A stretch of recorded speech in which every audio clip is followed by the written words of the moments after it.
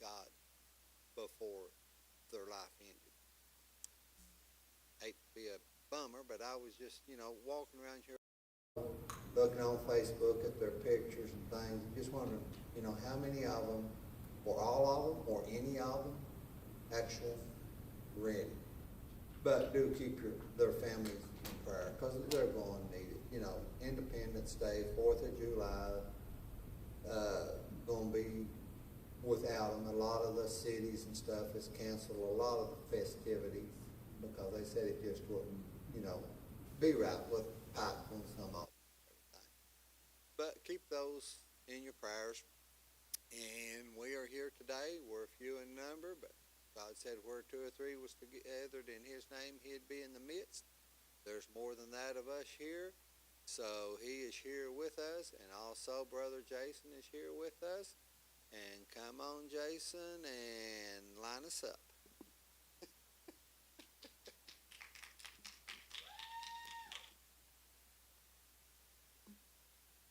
You paid her to do that, didn't you?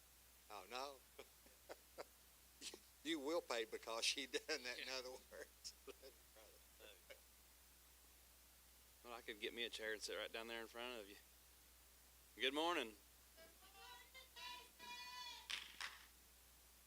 That I did pay for, Keith. No. I might come over here and sit on the stairs in a second, but I'm good for right now. All right, well, I guess we'll get started this morning. How's everybody doing? Sleepy? That was me this morning. Like my brain didn't want to wake up and start processing thought at all. I had to sit there and let it boot up. It was like an old Windows 95 PC. It took it a second and it had the buffering thing going. It was just like, okay, we'll get there eventually.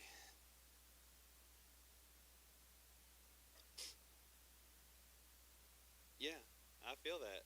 Like, I think, like, just a confirmation almost right there, that one.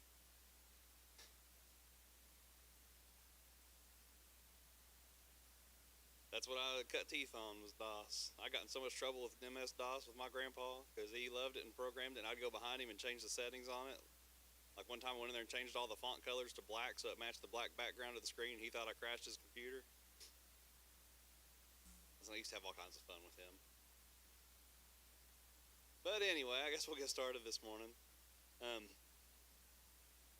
First, I gotta apologize to Keith because I was supposed to do this a couple weeks ago and forgot.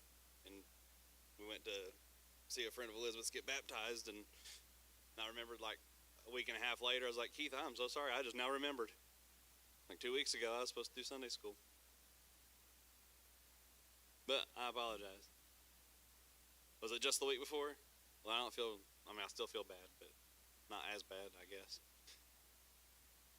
But for the last couple of weeks, and this will probably be pretty short and sweet and simple this morning, I've been reading a series of books on what's called the 5 love languages.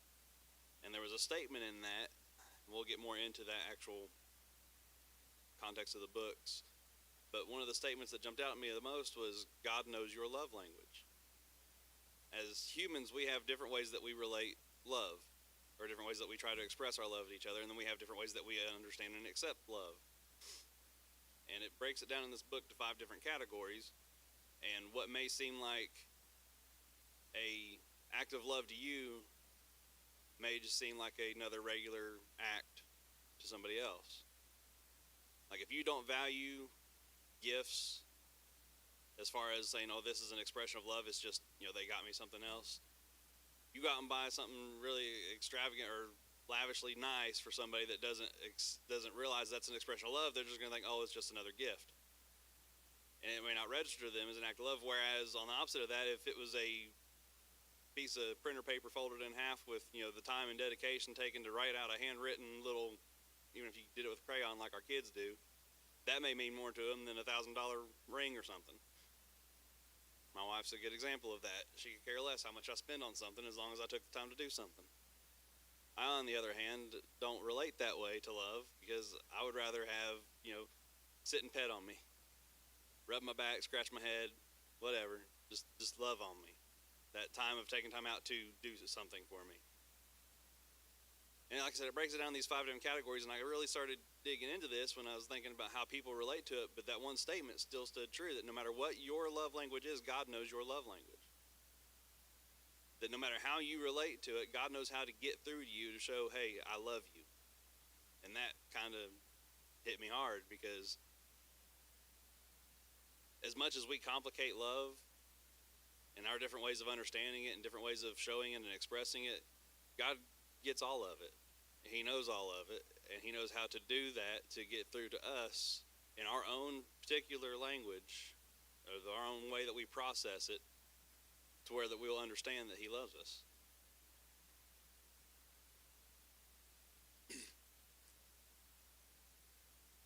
I think that's one of the things that we as Christians, and not just as Christians, but in general as people, overcomplicate, is love. We make it so hard and so difficult to understand and to process and to express, to where it has just about become the same meaning as saying I love you as saying good morning or how are you today. It's just become another, I'm trying to think of a good way to put this, it's become another empty greeting or empty farewell. Right, it has no value or no meaning, there's no meat to it. It's like eating marshmallows. You can eat a whole bag of marshmallows and you ain't gonna get full. Or cotton candy would be another good example of that. What's that? Yeah, you ain't gonna be full, you ain't gonna get nothing really out of it, no value out of it.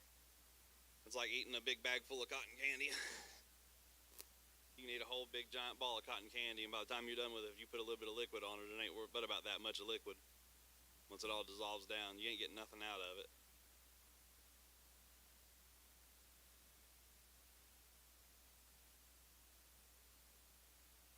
Yep.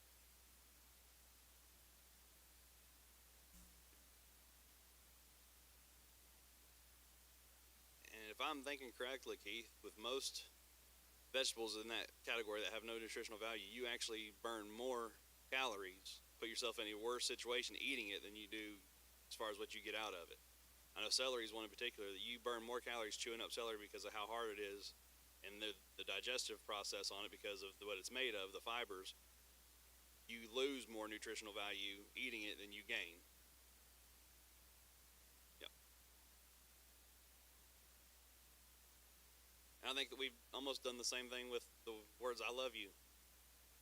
That we just throw it around like it doesn't mean anything, like it has no effect, no power, no value at all to it. And it's just become empty words.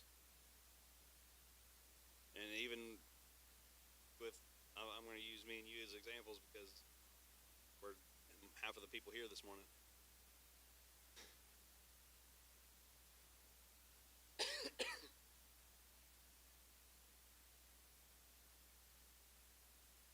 I mean, almost half. I'm close. We're close. I think I count as at least like 1.5 because of all of this. But anyway.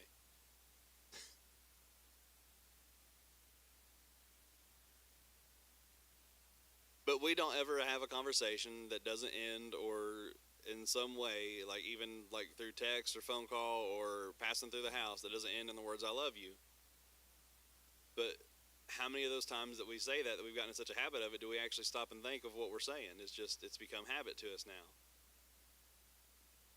And we get offended if we don't, or the other one doesn't say it back, or doesn't say it at the end of the conversation. But at the same time, we get offended over it if we don't hear it, but when we say it, we don't really put any thought or feeling into it. It's just, all right, love you, bye.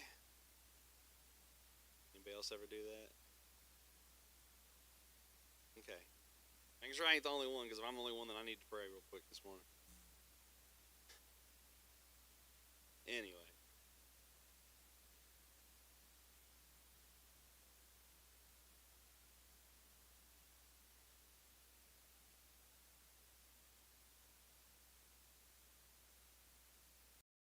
Humor, I'll put LOL.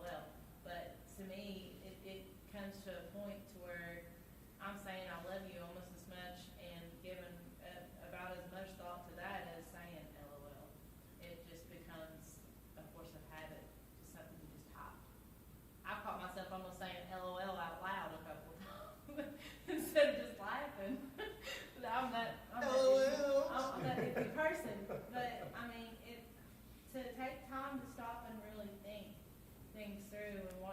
say and what you're gonna type. It's so much more, it's so much easier to text somebody than it is to talk to somebody. But there is so much more meaning behind having an actual verbal conversation with somebody.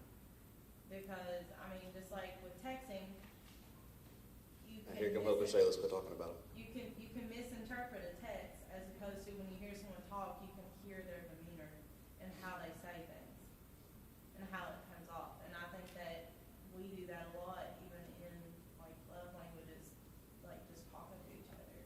I think a lot of people just fall out of that, just like with God, you know, like sing praises or have a quick prayer, but it becomes so quick and meaningless that we lose that relationship of what the love truly means, to have that conversation with Him, to talk with Him instead of just a quick, oh, well, thank you God for this food, amen, or, you know, whatever the case may be. I'm probably not explaining this really well, but I'm just trying to say, you know, like we come into a world of texting or messaging as opposed to verbally speaking to each other, and I feel like we've kind of gotten to that point with God too. Shay just got called to the principal's office. That's what that just looked like right there. Anyway, but yeah, I'm gonna tell on myself. This is kind of funny, but I'm guilty for that, and I was just pointing that out. I mean, that kind of. I have typed the words "love you too" so many times into my phone that I can literally hit L and it predictably fills the rest of my text. I don't even have to type it out anymore. Amen, preach. And I mean, Honestly, almost- it's sinner. It's sinner. It's not yeah, the it's other not side even like on the anymore. side thinking this might be what you're gonna say. It's like, oh no, here, let me just fill this out for you. I love you too. And then if I really want to get fancy with it, if I hit it like 4 times, it puts the word baby on the end. So it's not just love you or love you too, it's love you baby or love you too baby. And that's kind of where we've gotten with, when she's talking about text, and I'm going to tell another story here because I think it's hilarious. I've got a friend, and I won't mention any names because I don't want to embarrass anybody, but he literally follows every text message or messenger through Facebook with the letters LOL. He could be letting you know that your best friend just died, and it's going to be followed by LOL. I'm serious. Like, it's just such a habit now that they don't even realize what they're typing. It's just, it could be, oh, hey, so-and-so's funeral is tomorrow, LOL. True story. It's happened. Not that exactly particular, but it wasn't necessarily good news or something to laugh about, and it was followed by LOL. And, I mean, it made me laugh because I see it. I was like, and he's like, I'm sorry, LOL. Everything, I just did a habit of putting LOL at the end of everything, LOL. Hi, LOL. I mean, it's, yeah. And we do that same thing with the words love you or I love you. It's just gotten such a habit, such a routine. It's, okay, love you, bye. Like, I've literally caught myself, and this is another one I'm going to tell myself, yelling to Elizabeth to tell her I loved her on my way out the door, and she'd already left for work. Like, she leaves at like 5:45 in the mornings. I don't leave the house till about 7:45. And I've literally turned around and yelled, I love you.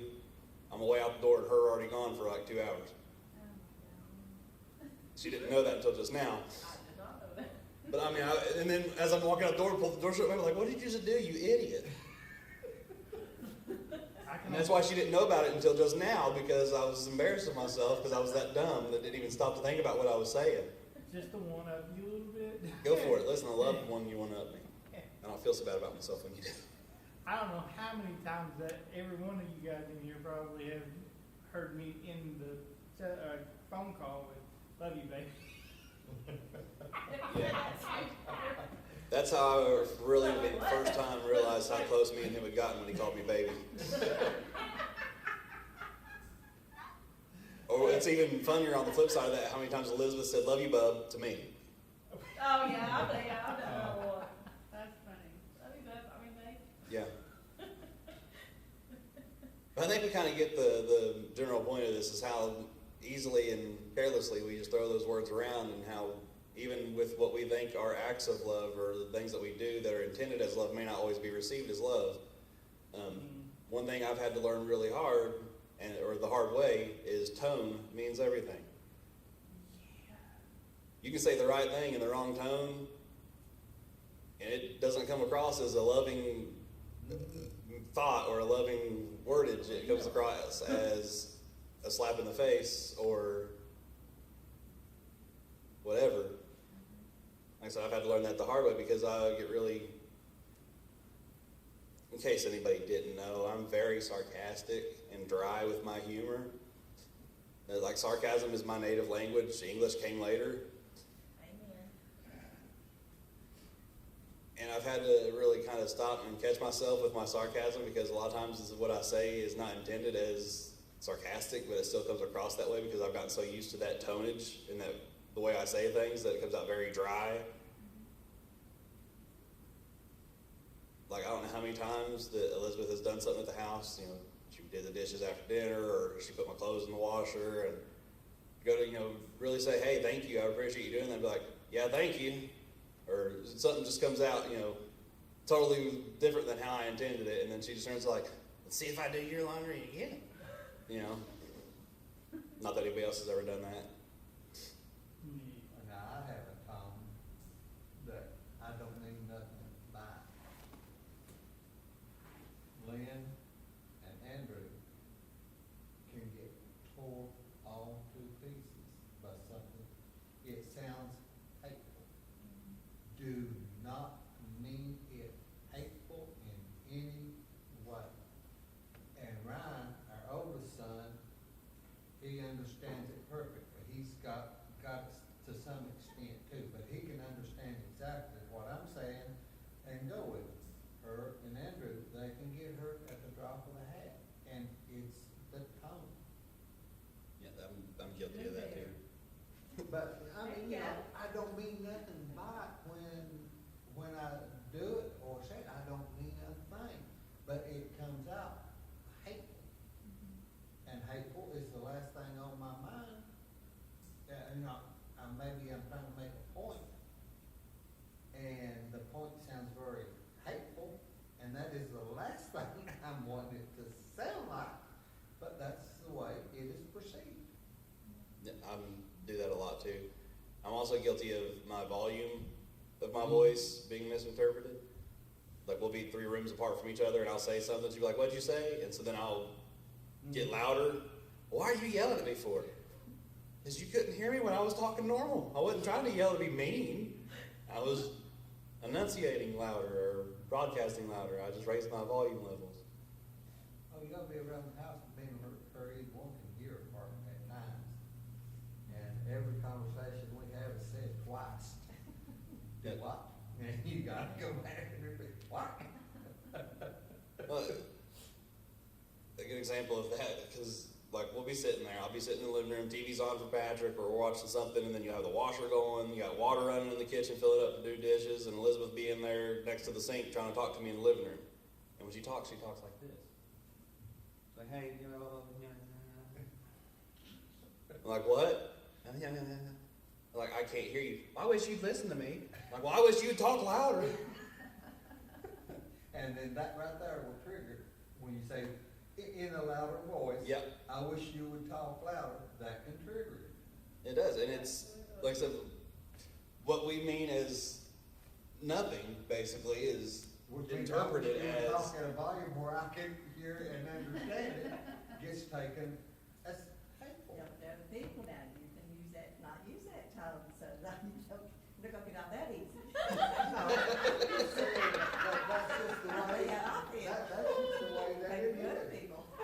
Hey, ask them at work, I'm all the time, they'll say something to, do what? I can't hear it, and if you're behind me, you better throw something and hit me. Well, it's like me at work too. I'll be in my office and I'll have a fan in there going, and they'll be out there on the teller line trying to talk to me, and they'll talk like they're talking to the person beside of them. And I'll have to stop like, hey, if you're talking to me, I cannot hear a word you are saying. So either walk in here, get louder, or give me a second and I'll come out there to you. I think they finally gotten the idea that I can't hear. And And a thing that I had to learn over the years is when you're married to someone that's kind of like your opposite, you kind of learn how to adjust to each other. Like, I'm a morning person. I'm happy-go-lucky as soon as my eyes open up, unless I did not get any sleep. Jason is not so much. And I've come to find that his tone when he's tired is almost the same tone as when he's aggravated or angry. And so in the mornings when I'm talking to him, I'm on my way to work, he's just waking up. I'm like, good morning. And I'm like, what are you upset about? He's like, honey, I just woke up. And I had to learn. It was learning how to adjust to those tones and knowing what, well, he's just tired, or like when he's hurting or in a lot of pain, he's had a lot of pain with his knee and back lately, and when he talks, it sounds like he's aggravated, but it's just really pain. And it's just learning to distinguish that. Sometimes it's difficult. And the fact that he's just woke up Yeah. and not a morning person. Yeah, exactly. I'm pretty sure she has coffee hardwired into her system because how easily and quickly she can wake up and function. And I'm the total polar opposite of that. You've got to give me at least an hour and a cup of coffee and like time to just kind of boot up. Like I was talking about this morning, I'm like the old YouTube videos on dial-up. There's a buffering period, and you got to wait for that to get done before anything else processes or works. But And if not, I'll fall asleep at the drop of the hat, and it takes him forever. So it's Yeah, kind of- I'm a kind of night works owl. in both aspects. I can sit up and fall asleep and fall But I think that also comes from so many years of working third shift that I'm just used to functioning late at night, not early in the mornings. The early in the mornings is usually my crash time. So even though it's been a while back since that was part of my lifestyle, it's still there because I don't wake up and function quickly in the mornings. I can't just get up and go at a full run from pillow to, whatever.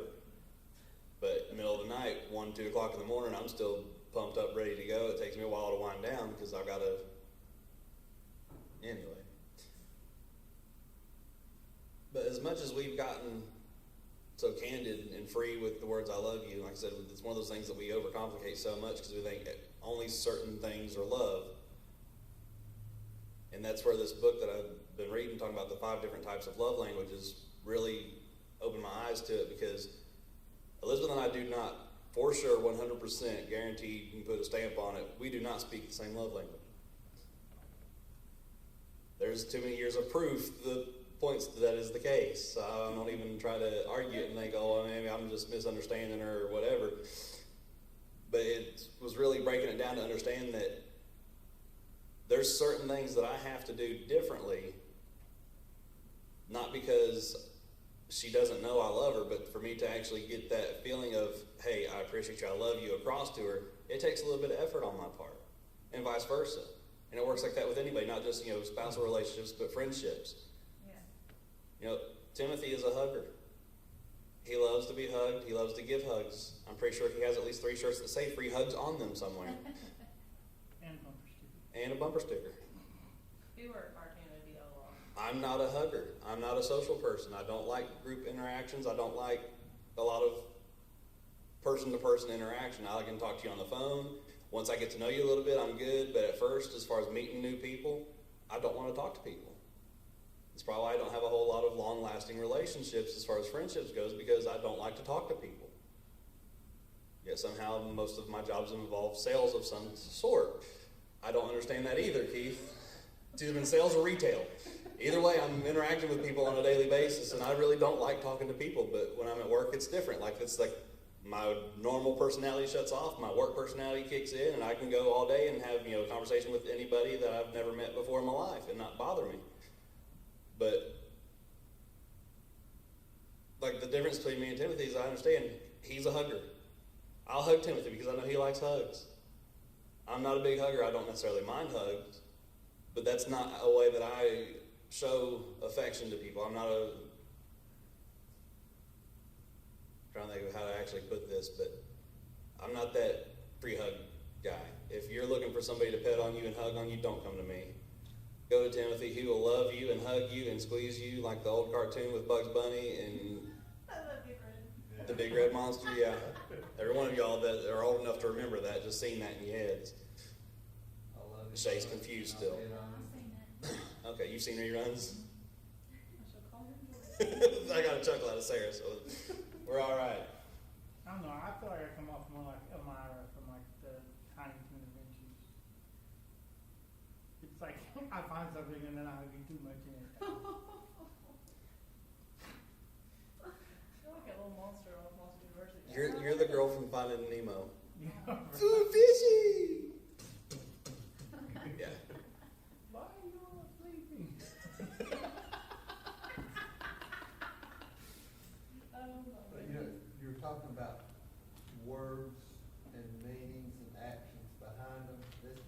may kind of go along with it, may not. But years ago, you know, the Doberman was the main attack dog, guard dog. And there was a guy that was training the dogs, and you know, he had trained them to attack on the word kill. He said, listen, he says that dog don't know what the word kill means. He said, I can take that dog and teach it to attack on the word kiss. Oh, wow. He said the dog does not understand English. It does not know what the word kill means. It has just learned that when you say kill, what it's supposed to do. He said, I can take that same dog and teach it on the word kiss, and it attacks. So, you know, words, in some ways, we make our own meanings up Yeah. to each individual can make up their own meanings, cause you know, there's love to one person is, you know, like you said, there's 5 different love languages. You know, it's this to this one, this to another one, between husband and wife, it's one, between friends, it's another, between family. You know, there's all kinds of different meanings and can be interpreted different to the same words. Mhm. And that goes a lot back to like we we're talking about tone. Mm-hmm. Is the same word can have multiple meanings depending on how you say it or who you're saying it to. Yeah. Like with my sarcasm, I can tell Elizabeth I appreciate something, and it can come out as me being mean, Mm-hmm. but I'm really trying to say, hey, I really appreciate that. But instead of saying, hey, I really appreciate that, thank you so much, I'm like, yeah, I really appreciate that. Same words, different meaning. And you really do appreciate it, but she perceives it as, he thinks I didn't do nothing, you Yep. know? The perception part of it. And even with tone being completely taken out of the picture, when we get back into the different types of love languages, one of them is called acts of service. That's doing something for somebody. So, for one person that doesn't value acts of service, doing the dishes that night isn't going to mean much to them because that's one of your daily chores. It's part of the regular routine. It's just what gets done. It doesn't show anything.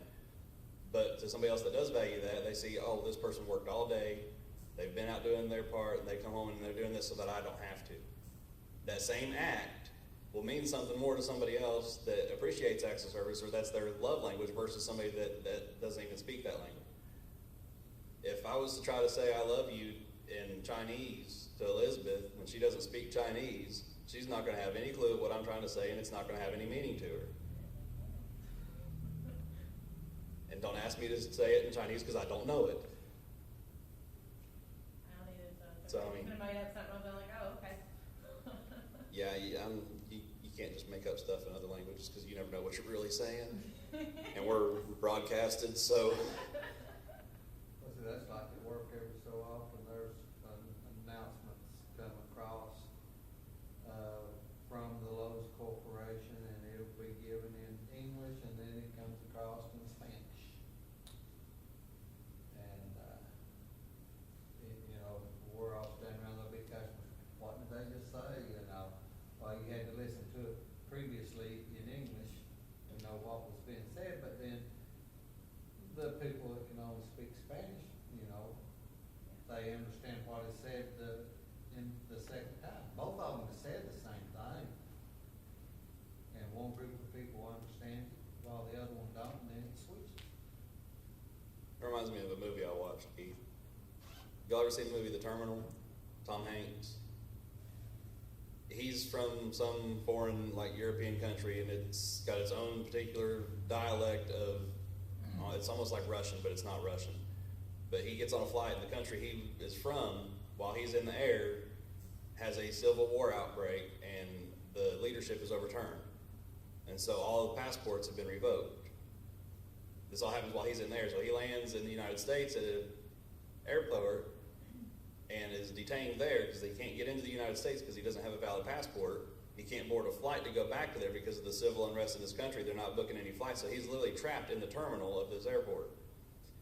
And the only way he eventually learns how to communicate is through the news broadcast, because it'll come across in English, then it'll come across in all the different, then one of his languages where it's about his country would come across, and he learned English by comparing the sounds through that. But they had no translators, and he's literally stuck there for months. I mean, it goes on. This movie is a really good movie if you like that sort of stuff.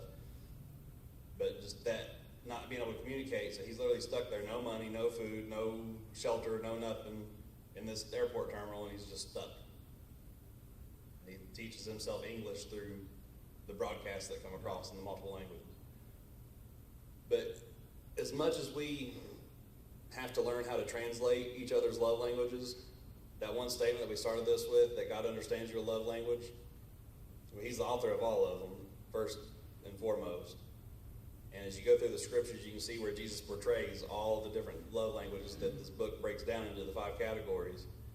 You know, I'll kind of get into this, there's acts of service, we talked about that. There's physical touch, which is just, the petting, the rubbing shoulders, scratching heads, stuff like that. Even, just, holding hands or putting the hand on somebody's back, just reassuring, that has more meaning to some people than others.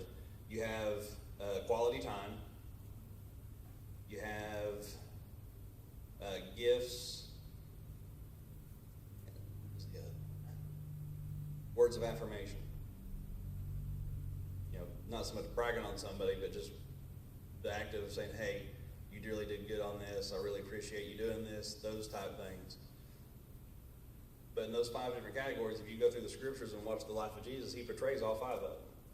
There's times where he builds up the apostles or disciples through word. There's times where he reassured them through touch, or even laying on of the hands for the healing of the sick. That was the physical touch part of it. You have the words of affirmation. We talk about acts of service. I mean, that one's kind of self-explanatory when it comes to, no greater love than this. A man will lay down his life for his friends. He became a servant and washed the feet of the disciples. That was, to me, was an act of service. That he didn't have to do, but he did. He humbled himself down. So like I said, you can see all of those different love languages in action in Christ's life. And as much as we strive to be Christ-like, we may not understand all 5 love languages as humans. But understanding how to translate them, especially for those relationships that you really care a lot about. Not saying that we shouldn't care about all of our relationships, but there's some that we do value higher than others. But in the 11 years and a couple months, or a month, that Elizabeth and I have been married, we struggled a lot with our communication because we didn't know how to communicate. We were talking, like it wasn't that we just shut down, didn't talk at all. We just didn't know how to interpret each other.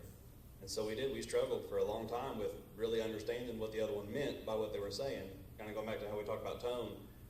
But a lot of it isn't always just what you say, it's what you do.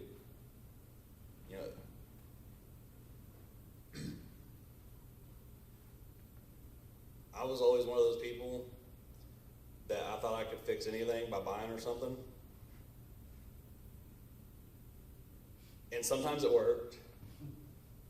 A lot of times it didn't.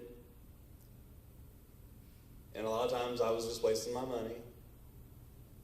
Not that she didn't appreciate it, but it didn't have the same meaning behind it that I intended for it to try to fix me being stupid. The best way I know how to put it. But I mean, just an example, I don't even remember what our argument was about. But anyways, we were in an argument over something. And my way of fixing it was not to apologize or not to, show her that I didn't mean it or show her that I was sorry. I just went out and bought her a $300 camera because she likes taking pictures.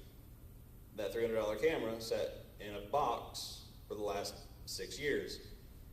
It got touched maybe twice. And then that's where it stayed.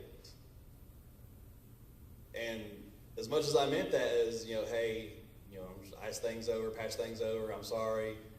It was just another, he's out wasting money again. I can't believe he spent that much money on a camera.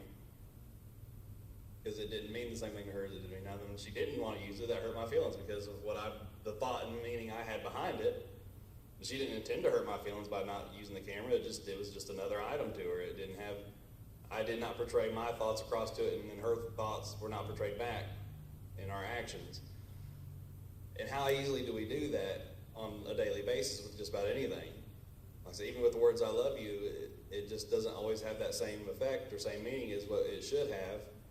We may not put a whole lot of thought or feeling into it, and there may not be a whole lot of thought or feeling that was received from it, because we've gotten so accustomed to just throwing that around that it is just empty air now.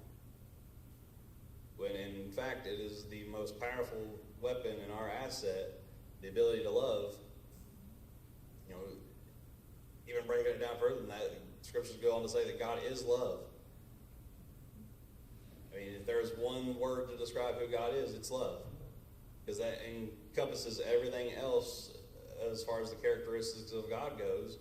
Love combines all of them into one little pool to express all of them at the same time.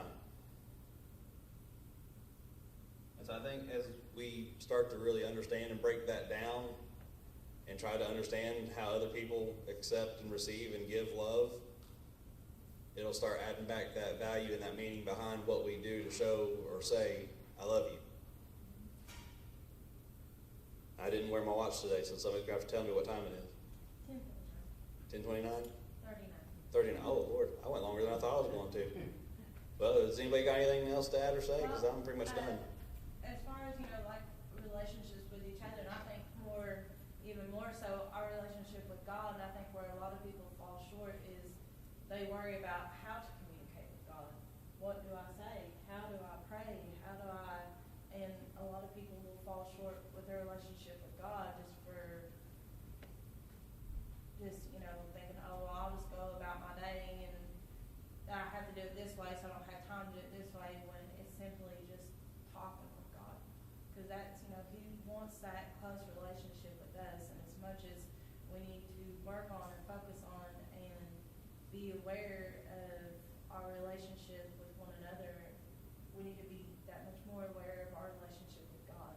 What makes Him happy? What can we do to please Him? Talking to Him, loving on Him. You don't have to be on your knees with your head bowed. All those things. It's simply just talking with God. You can be, I talk to Him when I'm at work in my machine, thanking Him for the day, thanking Him for, that I still have all my limbs and that I'm still able to do what I need to do to provide for my family. You don't have to make it a certain thing. It's just being that. Because like you said, He knows all love languages. There's not one thing that He doesn't understand. So in any way that we come about it may seem wrong to somebody else, but God sees it still as love. So I think just becoming aware of that you're not doing it wrong. You're still loving on God. And I think we get so wrapped up in how we've been taught our whole lives that there's only certain ways to love God. Yeah. Like we talk about, prayer and then praise and worship and all those different things. Wrong, I'm just Right, and that was my next comment. Those things are important. Taking time to actually pray, but it may be more of a sacrifice, and I'm just going to use you as an example, for Timothy to pray, because he may not have a whole lot of time set aside, or he may not spend a lot of time in prayer, so that time that he does take and give to prayer is a bigger sacrifice to him, and God appreciates that, and God loves him for it. And with myself as an example, and this isn't like a holier than thou thing, but I find myself often just in my head talking. Like it's just almost a constant open conversation. Not that I'm so great and wonderful or anything like that, but sitting down to actually stop and take time in prayer isn't a huge sacrifice to me, because if I'm driving in my car, or if I'm at work and everybody's kind of leave me alone, I'm just focused, I'll just sit there and I go back and forth and I talk, just same as I would talk to anybody else in this room. And same thing with praise and worship. For the people that come to service and get into praise and worship may not have a lot of time outside of church that they actually get into praise or into worship. So when they're here, it's a sacrifice. It's a huge act of service to God. But for me, we're up here every service. This has been such a huge part of my life for so many years that the act of praise and worship isn't a huge sacrifice. I mean, it is a sacrifice, and I'm not saying that that's empty when I do it, but it's just become such a normal part of my routine that it doesn't it doesn't feel like a big sacrifice. But there's other things that I do that may not mean anything to anybody else, but when it comes to me and God, it's huge. Like buying somebody lunch, for example. There may be something that you may all the time just give people money, you bless people, buy them food, buy them lunch. I'm not a huge gift giver like that when it comes to regular people until God speaks and says, hey, buy this person lunch, or hey, give this person $10 and don't ask any questions. My big problem is whenever I want to do that, I want to know where it's going, how it's being spent, what it's going to, how you're going to do it, what you're going to do with it, and are you going to give it back? That's how my brain processes, and I'm not saying I'm right in that. And I've worked on that. God's really dealt with me on that. But to me, that's a sacrifice to take something that I've worked and I've earned and I've dedicated my time to, and to give it to somebody else, no questions asked. Like I said, and there's other people that they do it on a daily basis. They'll be in drive-through line and just like, hey, pay for the people behind me. And I mean, that's just a regular routine thing. So I mean, it's the same way that we communicate with each other through different love languages. We communicate with God differently, individually, on our part, but God understands all of it. There's nothing that you can do to try to express love to God that He doesn't understand. And even though the person beside of you may not quite get what you're doing, doesn't mean that God doesn't. There's not one specific way that you show God that you love Him. There's an infinite number of ways that you can express love to God, and He understands all of it. And that's what blew my mind with that statement, is that God understands all the love languages. There's not a way that you can communicate with God about loving Him that He doesn't understand. And He knows exactly how to reply back to you to show you that He loves you.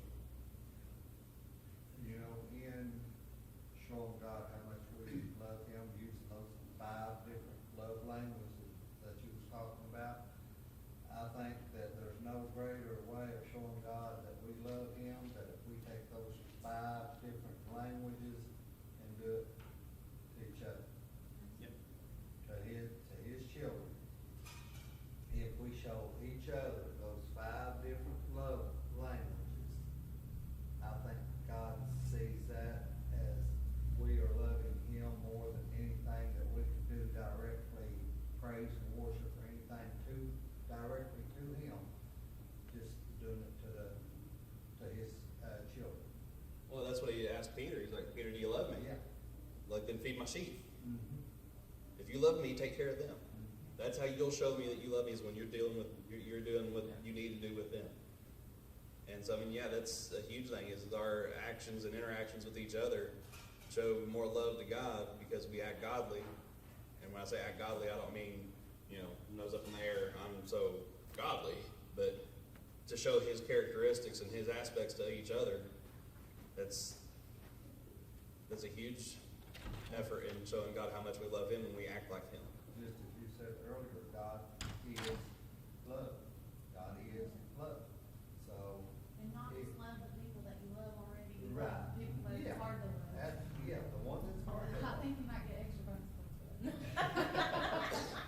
that. There was something this week. I had a meeting on like leadership, like how to be a good leader, how to be a good manager, and how to figure out how to combine the two and the differences between the two and all this. And it's something that kind of stood out to me. It was talking about personal biases. We don't realize how biased we really are. And it's not intentional. It's not that we've actually stopped and thought about it. It's just that our primal instinct from the beginning of existence is that we tribe together with people of like interests and like things to survive. That was how survival was. You would bond together with people that were like you, and the people that weren't like you, because there was a lot of conflict or misunderstanding, those are the people you stayed away from. And that's still part of our basic mentality, is that we flock to the ones that we're similar with, and we distance ourselves from the ones that we're different from, because that's how we are. You're more That's comfortable with survival. those people. Like, it's not that you're more comfortable, it's just, I don't know how to explain it, but I know. Well, could you imagine how many wars would never have happened if people could have actually communicated what they really thought and intended to each other, being different from one another? That's what most conflict comes from, is misunderstanding or differences. Like, this person's different than I am, this is how I want to do it, they're doing it this way, well, I see that as a threat, so I'm going to take them out. Right, when really that person probably really loves you, and then it's imagination, that's the big thing. Like I said, communication is huge, and the ability to interpret the different ways people communicate, even in our normal, like regular languages, but emotionally as well. We have the different emotional languages, or the love languages, that we need to try to understand. You may not speak every one of them fluently, but the goal in the end is to be able to interpret enough to understand the meaning behind what's the actions or the words. Right. And it's 10:30. 10:48. All right, I'm going to wrap up there if nobody else has anything else they want to add or say. But like an altar call, one what you come. Do what you do. Jesus is calling.